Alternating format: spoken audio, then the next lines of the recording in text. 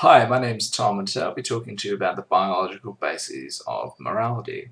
Please note I'm not going to go through all of the potential bases for morality. I'm just going to list a few examples for you to think about. And to begin, as always, here's a cartoon. And it shows a man with a gun in his hand who has probably just shot this poor woman.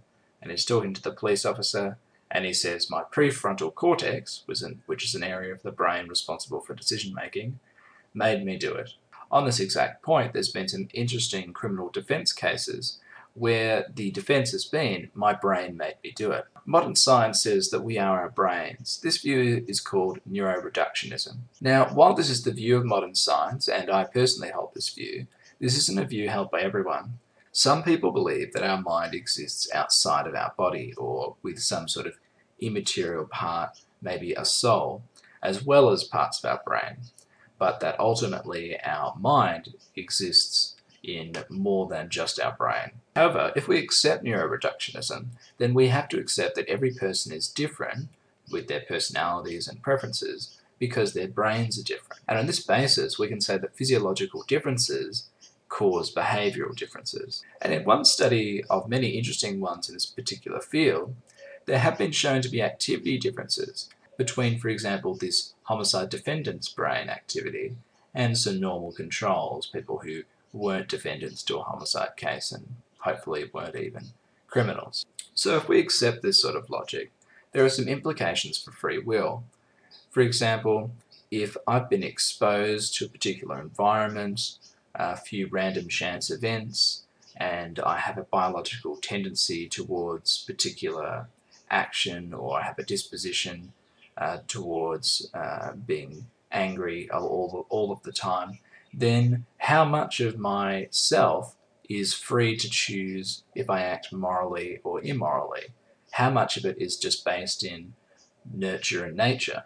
And so therefore, how much of it can I actually control? Those are some big questions, and I'm not here to give you any answers, but there's some questions to think about. This sort of work can also give us some implications for individual and cultural subjectivism. After all, if everyone's brain is different, then it would make sense that different people are going to come to different moral truths. In the same way, cultures influence our brains, so perhaps we can also say that specific cultures develop their own cultural moralities, which could be true in some sense. Stepping away from neuroscience and moving into evolutionary biology now, I want to talk about Hamilton's rule. Hamilton was an evolutionary biologist who famously theorized about kin selection and altruism. And one of the most famous things he came up with is what is now called Hamilton's rule. And it states that a gene or an action which is caused by genetic makeup or genetic disposition is going to occur or increase in frequency when the benefit outweighs the cost. Now, that might seem quite simple, but Hamilton added an extra layer to this. He said that the benefit is weighted by the relatedness between the actor and the actee.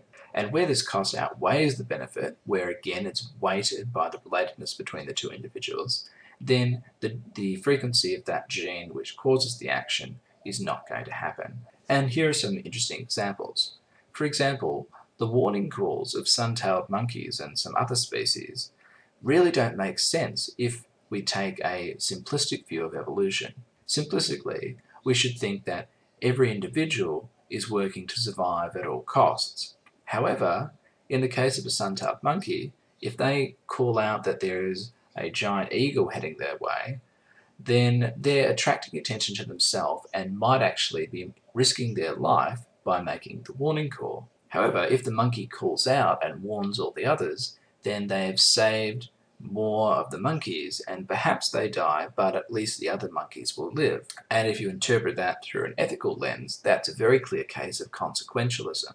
Another example is a human experiment where participants were asked to hold a painful skiing position for as long as possible. And they were encouraged to hold this position by saying that the longer you hold it, the more benefit or the more reward a family member will receive. And then they changed this family member according to genetic similarity. And what they found was that the more genetically related you are with someone, the more pain you're able to withstand in this particular position. So this shows that relatedness between individuals does impact upon our decision making. Another example of Hamilton's rule can be found in food sharing in hunter-gatherer societies. For example, there are some sorts of reciprocal food sharing where one person gives food to another person with the expectation that they'll give them food at a later time. However, when there's a lack of this expectation or reasonable expectation, this food sharing occurs more commonly with people who are related genetically. So again, this shows that there is a difference in actions depending on how related you are with someone. Now let's consider Milgram's experiment.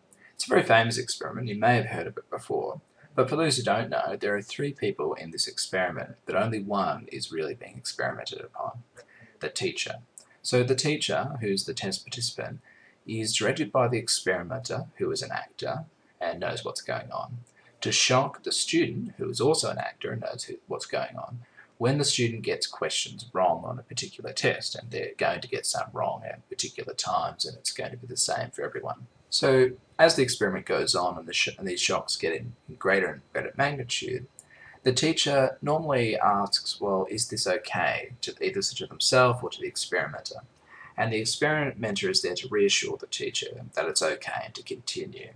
They say things like, please continue, or it's absolutely essential that you continue, or you have no other choice, you have to go on. And so this is meant to reassure the teacher that morally they are doing the right thing and that it's all safe.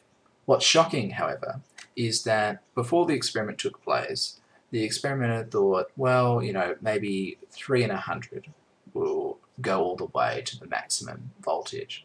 However, as it turns out, about 65% of people, and so this says a lot about agency and responsibility. And it also speaks very deeply to our sense of trusting authority figures, or somehow not thinking in a deontological sense, in a normative theory. In other words, we're not necessarily responsible for shocking this student, it's the experimenter's responsibility. However, there is a minority of people who say that, no, it's wrong and I don't want to do it. So in summary, there are many biological bases which may underpin or explain moral thought. Brain structure and activity is one example, and it's different for different people, which might explain subjectivist views, but also questions notions about free will. If we are our brains and our brains made us do things, then are we necessarily free to choose what we do? Another example is Hamilton's rule, which shows that altruism is natural, but is scaled to relatedness and is essentially genetically founded. And finally, Milgram's experiment raises questions about agency and responsibility.